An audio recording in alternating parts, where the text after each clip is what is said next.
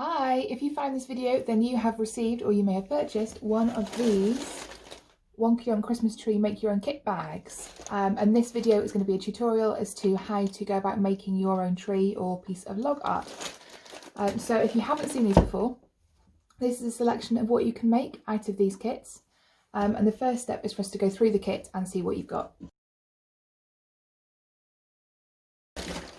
So if you carefully take everything out of your bag, you will have one Christmas tree backboard, and these are made from the slats from cable reel drums. I make furniture from cable reel drums, and you can see this on my Instagram profile, on my Facebook profile. These pieces are the bits that are left over, or I may use pallet wood or other bits of upcycled and reclaimed pieces of wood. On here you'll have a tree trunk of some form, and this is just tied on. You'll also then have a leaflet of instructions. You'll have one bag of logs, which we will go through shortly, so various sizes and styles of logs. You'll have a pot of glue, and then you'll have a bag of treats. So inside here you'll have a set of lights with batteries and various other bits of decorations, instructions for the lights if you need them, some decorative pieces and some glue sticks as well. So the first thing we want to do is tip out all of our logs. It's easiest if you've got a tray to pop all of these into here so that you can see what you've got. So all of these logs have come from the Forest of Dean and the surrounding areas. Nothing is ever chopped down, so all of these logs have been collected from trees that have fallen throughout the summer, or branches that have come down, or twigs that have come down in heavy winds, that kind of thing. Everything has been chopped up, it's all been treated, as have the backboards, and the backboards have also been oiled in various colours. There are different sizes that you can get for this. This is the medium to large, and then there's also smaller ones as well. So what we want to be doing first is checking through and seeing if we've got any particular logs that are nice shapes, or any intriguing sizes that you want to use within your design. If you are doing a tree, you may want to have something to go on the top of your tree, for instance, so that's just a different shape to go on the top. Or if you've got a different design in mind, you want to be having a look through to see what works with that design. If you're a big human doing this with little humans, now's a good time to pause the video and go off and design your piece. So I'm going to be working with a tree because I've got the trunk here as well. But if you wanted to do another activity with the young kids, you can get them to design their own piece on a separate piece of paper and then use that as a whole activity, and then come back and do your tree as well. The next thing we want to do is have a look at the decorations that we've got in our bags, because this may impact the design that we use on our base. So if you have a look at your lights, you'll see that you'll have one of two sets of lights. So you may have a light string that has beads already wrapped around. So the lights are in there too, and the beads are wrapped around the light wire. You may have lights that are just the wire themselves with no beads around them. You will have a set of beads in your pack if they are not already connected to your lights. So if you want beads on them, all you need to do is get the end of your light string and just twist them round, and you can attach them that way. Or if you have got beads on your lights and you don't want them, just find the end of your string and then untwist them, and that way you can have your lights without your beads on. Dead simple. The reason you want to be having a look at the beads on your lights is because if you do use beaded lights the whole way through, you need to leave some extra room in between your logs so that you've got space to wrap the beads on them.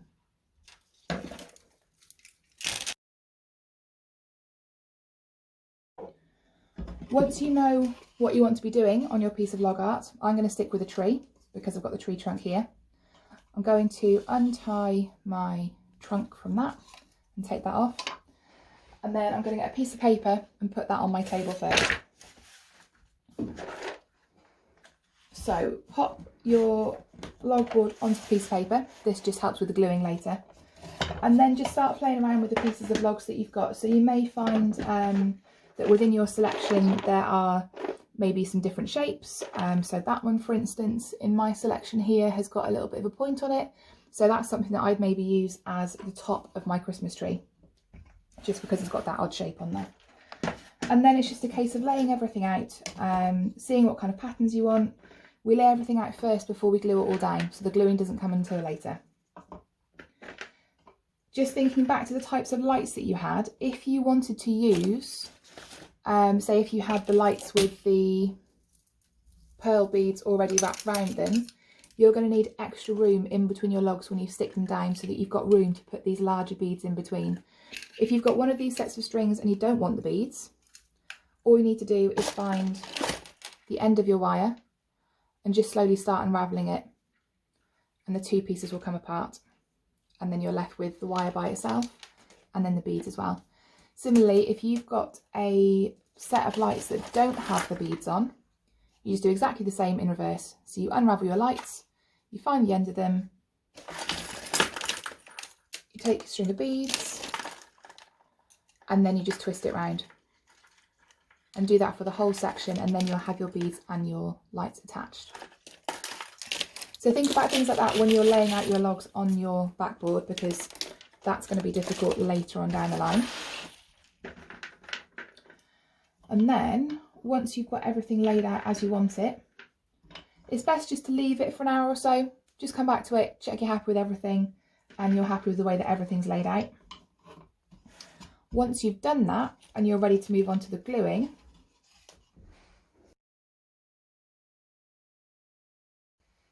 here's one I made earlier. We'll switch those over.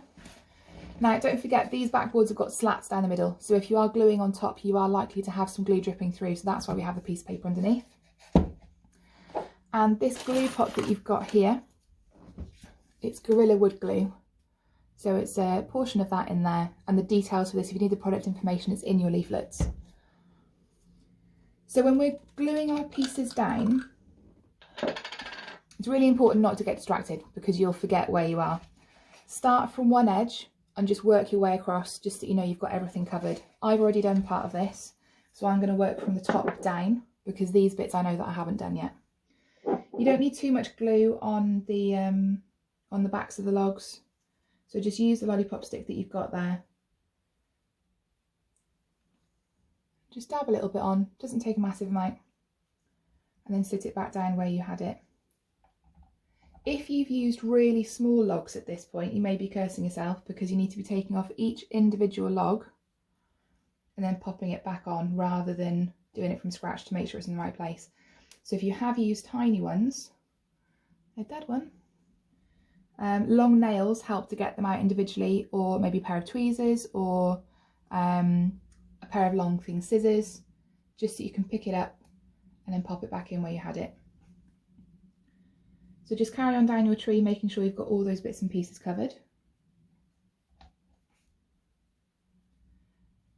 And don't forget, if you are using lights with the pearls, when you put the logs back on, make sure you keep that space in between each of the logs, so that you've got room for those beads to go in, or any of the decorations if you're using the bells, or if you're using any other decoration you've got at home. Just bear in mind that you need the space for that to go on too. I've tried to cover the holes in the slats with my logs when I put these on, so you may need a bit of extra glue on the top and the bottom of the log, just to make sure it fits.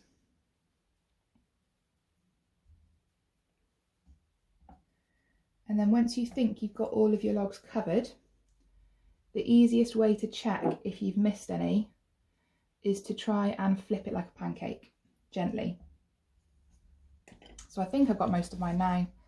I'm going to lift it up and hold it, and I'm going to gently shake it, and you can see there that one has come off, so I hadn't glued that one down. So you don't need to shake it very hard, but it just lets you know where your missing pieces, and then you can stick those on.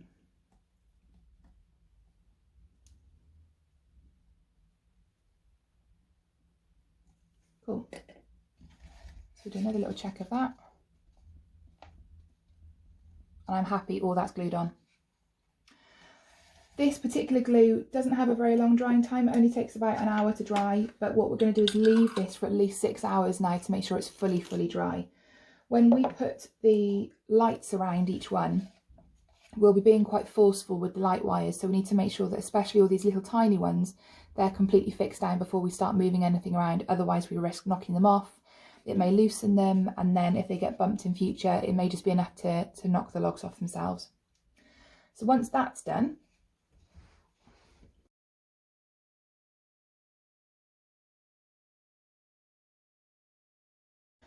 once we're happy that everything's dry, we then need to attach our lights. So on the back of your boards, you've got this black elastic pouch here. So what we need to do is unravel the lights fully and then pop this box into that light pouch. Now, before you do put any lights on, just double check the batteries. If the pack doesn't turn on when you do that, that one's fine, that's cool. If it doesn't turn on though, just open up the light box and just double check the batteries the right way around. They may have been packed with one the wrong way just to save the batteries whilst they were in transit. So that light pouch then, or the light box rather, goes through into the elastic just to hold it on. And this just means that you can then get it in and out easily in future if you ever need to change the batteries. So that's then held on there. And then what you want to do is find the end of your wire and feed it through the back of the slats at some point. Now yours will have logs on by this point. I can't turn mine upside down because it's still drying. So find the gap in between the logs, find the gap in between the slats, and then just feed it through. If you're using the beaded lights, you're going to have a thicker wire that you need to pass through your board. So what you may need to do is unscrew the board slightly. I'm just going to wind these back together. And you may need to unscrew one of the slats from the top or the bottom in order to feed that thicker bead through the slats. So I'm going to show you on this one, which isn't quite finished. And what I'm going to do here, because there's a limited number of logs at this point, I'm going to unscrew these top two to make a gap down here so I can just very gently feed the wire through.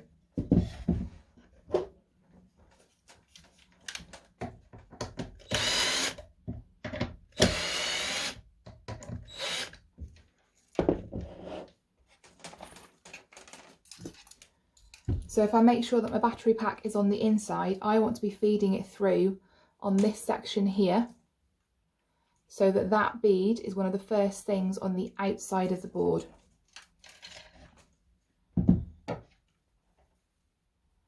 So this bit is just going to feed underneath that top slat, and you can very gently push it away.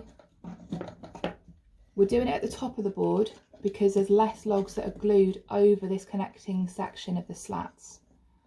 So there's less movement that's going to damage things. You may just need a little bit of force in there. And then it will slot down and go into that bit there. So I've now got the wire going through the board like that. And then I'm just going to screw those two bits back down.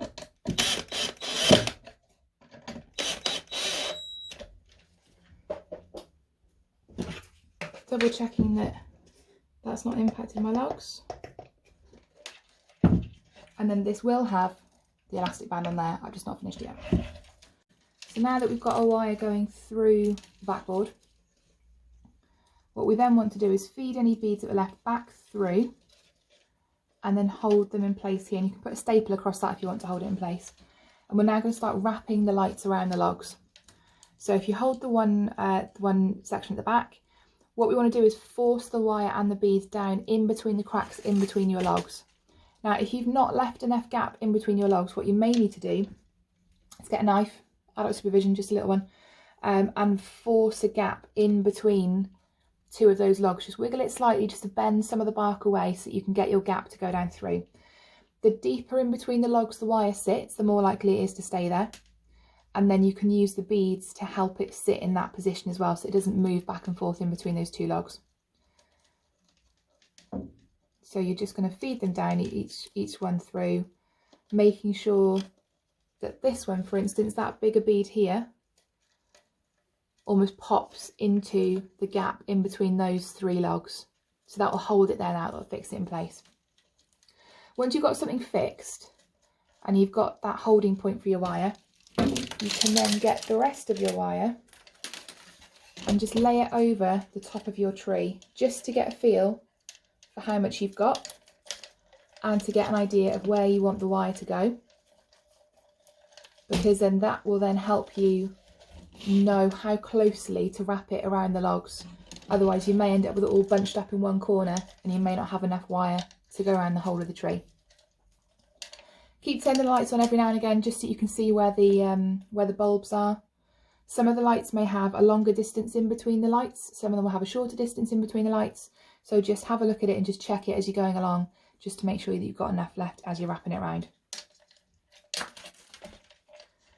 So if you just work your way around your tree or your shape or whatever object you've done.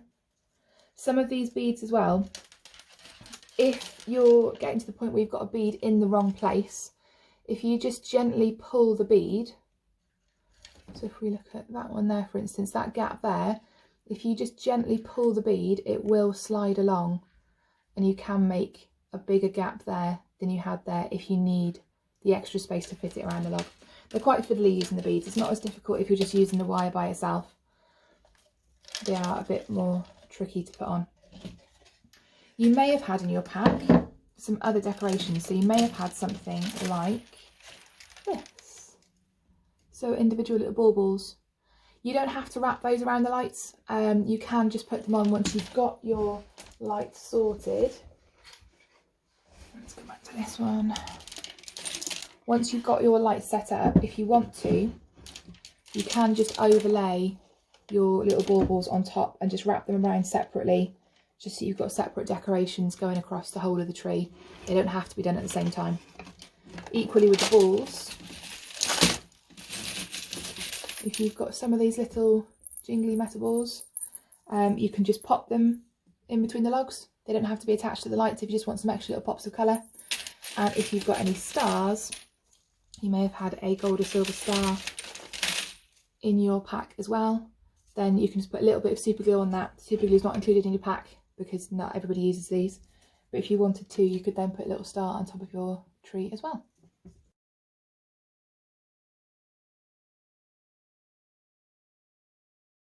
So once you've got your decorations on and you've got all your light strings tucked away, you are good to go. This can now be hung anywhere indoors. I wouldn't recommend using them outdoors, even if the battery packs say that they're appropriate for outdoor use. I'd only use it indoors. The woods, even though they've been treated, aren't going to react well to moisture and to damp air, so best to keep it indoors. And even if you're storing it throughout the year, don't pop it up in the attic. It's still going to get cold and damp up there and the woods may not react well to that. So keep it somewhere nice and dry across the summer, or just keep it out all year round, depending on the type of art that you've created on your backboard. And then just share it online. So within your pack, you'll also have a little card that says, look what I've done. Take a photo of your design with that piece of card and tag me in it on social media so that I can see what you've been up to. And yeah, if you want to do another one, let me know and I can let you know where the packs currently are to be purchased. Thanks very much for supporting WonkyDonk. I hope you've enjoyed making you a log art.